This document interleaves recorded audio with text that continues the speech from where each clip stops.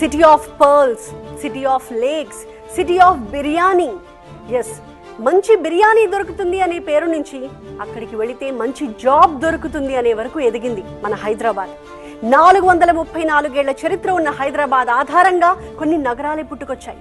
Hitech city, pharma city, fab city. ఈ ప్రయాణం ఇక్కడితో ఆగిపోలేదు. త్వరలో 4th సిటీ రాబోతోంది. ఇంతకీ ఈ 4th సిటీ నిర్మాణం సాధ్యమేనా?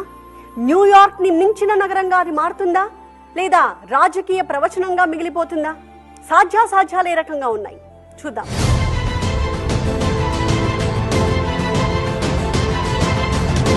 హైదరాబాద్, సికింద్రాబాద్, సైబరాబాద్. ఇక్కడ సైబరాబాద్ ని సృష్టించడానికి పడ్డ కష్టం, చేసిన ప్లానింగ్ అంతా ఇంతా కాదు. ముందుగా హైటెక్ సిటీని కట్టారు. కేవలం హైటెక్ సిటీనే సరిపోదు.